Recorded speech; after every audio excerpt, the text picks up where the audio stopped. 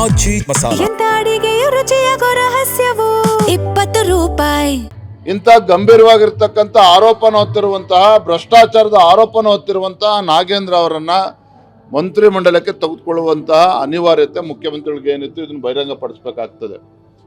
ಇದನ್ನ ಭಾರತೀಯ ಜನತಾ ಪಾರ್ಟಿ ಬಹಳ ಗಂಭೀರವಾಗಿ ತೆಗೆದುಕೊಂಡಿದೆ. ನಾಗೇಂದ್ರ ಅವರ ವಿರುದ್ಧ ನಮಗೇನು ವೈಯಕ್ತಿಕ ದ್ವೇಷ ಇಲ್ಲ. ನಾಗೇಂದ್ರ ಅವರ ಹೇಳಿಕೆಯನ್ನು ಕೂಡ ಗಮನಿಸ್ತಾ ಇದ್ದೆ. ದಲಿತರ ಮೇಲೆ ಇವತ್ತು ಈ ರೀತಿ ಆರೋಪನ ಮಾಡ್ತಾ ಇದ್ದಾರೆ ಅಂತೇಳಿ ನೋಡಿ. ನಿಮ್ಮ ಮೇಲೆ ಇರುವಂಥದ್ದು ನಾಗೇಂದ್ರ ಅವರೇ ಭ್ರಷ್ಟಾಚಾರದ ಆರೋಪ.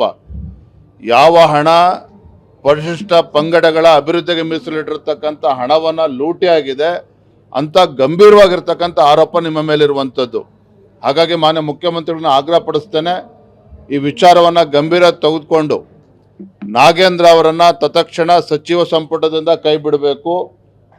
ಅವರನ್ನು ಬಿಟ್ಟು ಇನ್ನೂ ಇಬ್ಬರನ್ನ ಬೇಕಾದ್ರೆ ಆ ಸಮುದಾಯದಿಂದ ನೀವು ಮಂತ್ರಿಗೆ ಕ್ಯಾಬಿನೆಟ್ಗೆ ಸೇರಿಸ್ಕೊಳ್ಳಿ, ನಮ್ದೇನು ಕೂಡ ಅಭ್ಯಂತರ ಇಲ್ಲ. ಆದರೆ ಎಲ್ಲಿವರೆಗೂ ಅವ್ರ ವಿರುದ್ಧ ನಿರ್ದೋಷಿ ಅಂತೇಳಿ ತೀರ್ಮಾನ ಆಗೋದಿಲ್ಲ ನ್ಯಾಯಾಲಯದಲ್ಲಿ, ಅಲ್ಲಿಯವರೆಗೂ ಕೂಡ ಅವ್ರನ್ನ ಕ್ಯಾಬಿನೆಟಲ್ಲಿ ಇಟ್ಕೊಳ್ತಕ್ಕಂಥ ಪ್ರಶ್ನೆ ಇಲ್ಲ. ಭಾರತೀಯ ಜನತಾ ಪಾರ್ಟಿ ಇದ್ರ ನಾಳೆಯಿಂದ ನಾವು ಹೋರಾಟವನ್ನು ಕೂಡ ಪ್ರಾರಂಭ ಮಾಡ್ತಾ ಇದ್ದೇವೆ. ಸದನದ ಒಳಗಡೆನೂ ಕೂಡ ನಾವು ಪ್ರತಿಭಟನೆ ಮಾಡ್ತೇವೆ. ಸದನದ ಹೊರಗಡೆನೂ ಕೂಡ ರಾಜ್ಯದ ಎಲ್ಲ ಜಿಲ್ಲೆಗಳಲ್ಲಿ ಜಿಲ್ಲಾಧಿಕಾರಿಗಳ ಕಚೇರಿ ಮುಂದೆ ಭಾರತೀಯ ಜನತಾ ಪಾರ್ಟಿ ನಾವು ಧರಣಿಯನ್ನು ಇಂಥ ಗಂಭೀರವಾಗಿರ್ತಕ್ಕಂಥ ಆರೋಪನ ಹೊತ್ತಿರುವಂತಹ ಭ್ರಷ್ಟಾಚಾರದ ಆರೋಪನ ಹೊತ್ತಿರುವಂತಹ ನಾಗೇಂದ್ರ ಅವರನ್ನ ಮಂತ್ರಿಮಂಡಲಕ್ಕೆ ತೆಗೆದುಕೊಳ್ಳುವಂತಹ ಅನಿವಾರ್ಯತೆ ಮುಖ್ಯಮಂತ್ರಿಗಳಿಗೆ ಏನಿತ್ತು ಇದನ್ನು ಬಹಿರಂಗಪಡಿಸಬೇಕಾಗ್ತದೆ. ಇದನ್ನ ಭಾರತೀಯ ಜನತಾ ಪಾರ್ಟಿ ಬಹಳ ಗಂಭೀರವಾಗಿ ತೆಗೆದುಕೊಂಡಿದೆ. ನಾಗೇಂದ್ರ ಅವರ ವಿರುದ್ಧ ನಮಗೇನು ವೈಯಕ್ತಿಕ ದ್ವೇಷ ಇಲ್ಲ.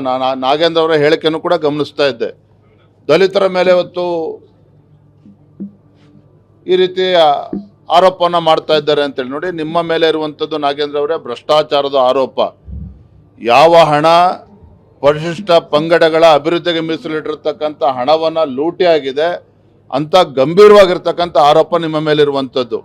ಹಾಗಾಗಿ ಮಾನ್ಯ ಮುಖ್ಯಮಂತ್ರಿಗಳನ್ನ ಆಗ್ರಹ ಪಡಿಸ್ತೇನೆ, ಈ ವಿಚಾರವನ್ನು ಗಂಭೀರ ತೆಗೆದುಕೊಂಡು ನಾಗೇಂದ್ರ ಅವರನ್ನು ತತ್ಕ್ಷಣ ಸಚಿವ ಸಂಪುಟದಿಂದ ಕೈ ಬಿಡಬೇಕು.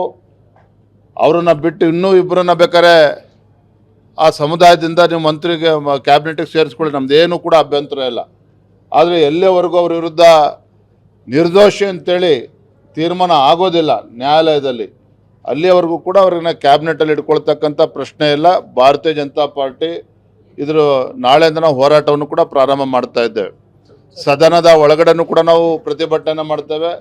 ಸದನದ ಹೊರಗಡೆನೂ ಕೂಡ ರಾಜ್ಯದ ಎಲ್ಲ ಜಿಲ್ಲೆಗಳಲ್ಲಿ ಜಿಲ್ಲಾಧಿಕಾರಿಗಳ ಕಚೇರಿ ಮುಂದೆ ಭಾರತೀಯ ಜನತಾ ಪಾರ್ಟಿ ನಾವು ಧರಣಿಯನ್ನು